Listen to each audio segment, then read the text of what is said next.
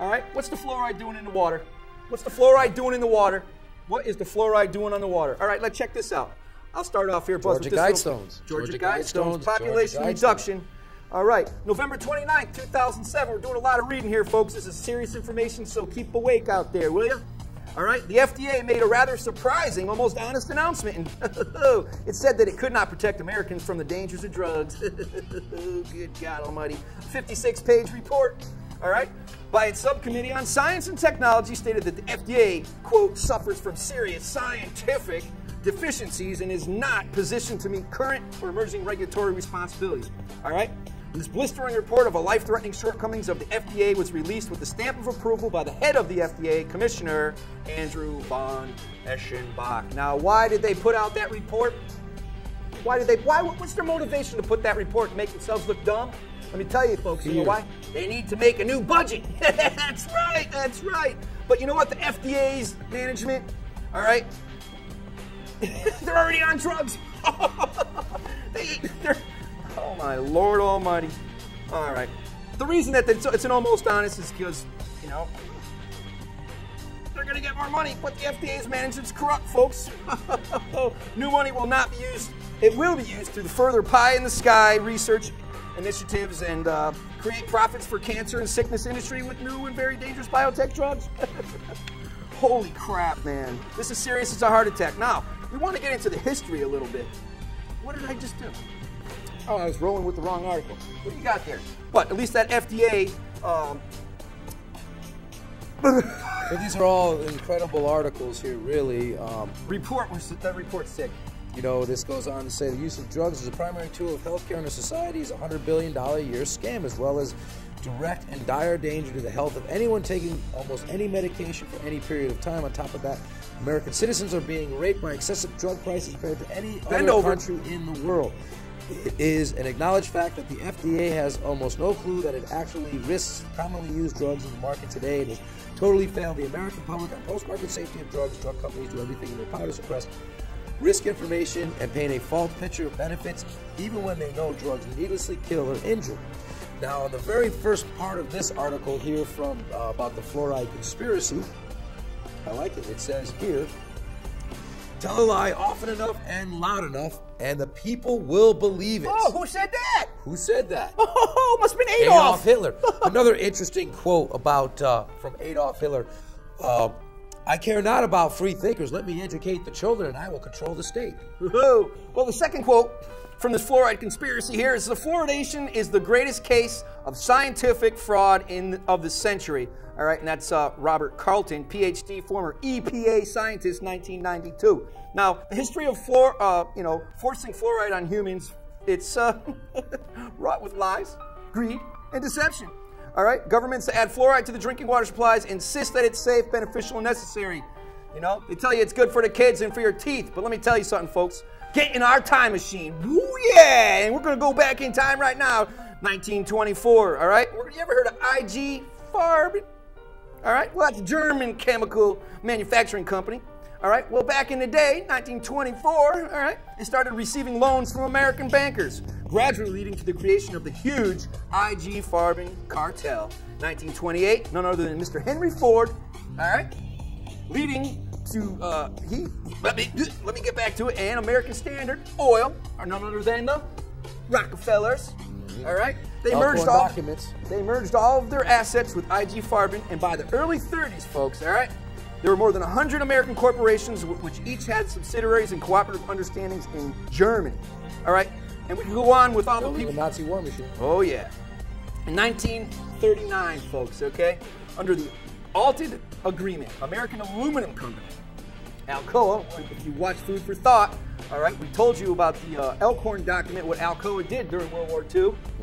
Standard Oil. Well, what they did was they gave their aluminum to the Germans, so we couldn't get our planes manufactured. You know? Oh, but anyway. Treasonous acts went on there in that war. Yep. Okay. We're running out of time with all the stuff we wanted to talk about, but I wanted to get to some of the very interesting facts, okay? At the end of World War II, folks, all right, who is Mr. Charles Eliot Perkins? Well, let me tell you, okay? He's a research worker in chemistry biochemistry, physiology, and pathology. And he was sent over to take charge of the Farben chemical plants in Germany. And while he was there, well, the German chemist explained of their attempt to control the population of any given area through the mass medication of drinking water with sodium fluoride, a tactic used in German and Russian prisons of war camps to make prisoners stupid and docile. Sound familiar? Sheeple? I ain't calling you one, but you know what? We're a bunch of guinea pigs, so we gotta be. Holy crap. 1994, Congress passed a law that it is no longer legal and that the government and the military have to get permission to do experiments on the public. Prior to that, they didn't need permission to do that. So, but did that change? Stop them? Right. And the German chemist also said by feeding them, it causes slight damage to a specific part of the brain, making it more difficult for a person affected to defend his freedom, all right, and causing the individual to become more docile towards authority.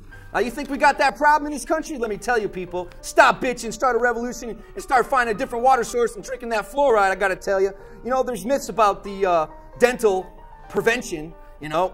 We could go into all of that. Chief Footnote pointed out there, you know, if fluoride was, you know, if bacteria was the real cause of killing your teeth, why do we find fossils? You know, I mean, they've been sitting in the ground for supposedly millions of years, you know, and the bacteria in the ground didn't eat away those bones? Well, let me roll with this. In 1947, check this out, folks, all right?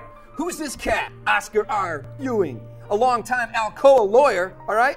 Guess what happens to him? He was appointed head of the Federal Security Agency, a position that placed him in charge of public health services.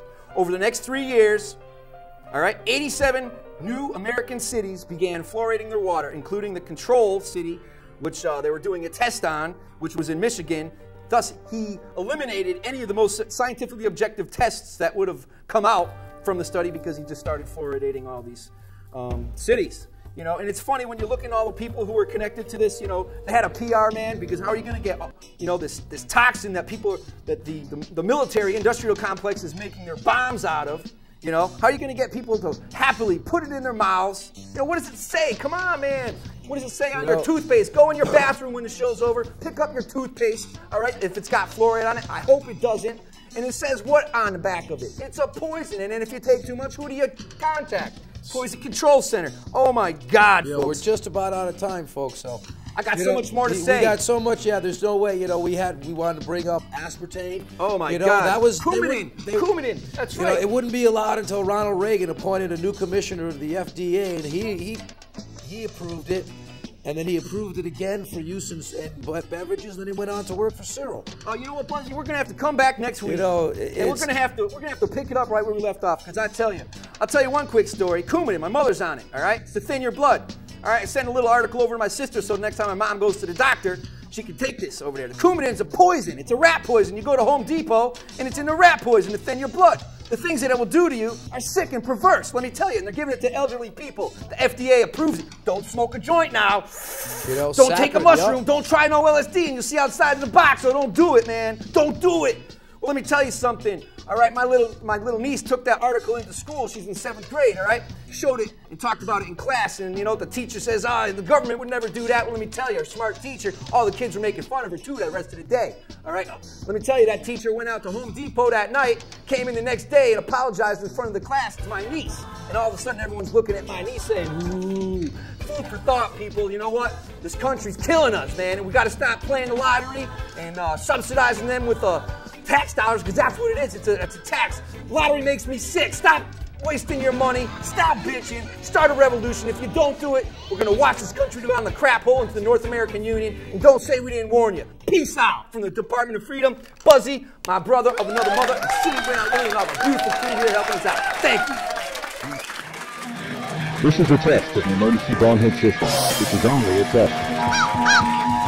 Virus, cannon, power! I don't want to take this anymore! This is a test of the emergency bonehead system. The bonehead is in your area in voluntary defiance of federal, state, and local authorities have developed this system to keep you informed in the event of a bonehead emergency. If this had been an actual emergency, the attempts and signals you just heard would have been followed by official supply information and scanner news and emergency boneheading instructions. This concludes this test of the emergency bonehead system.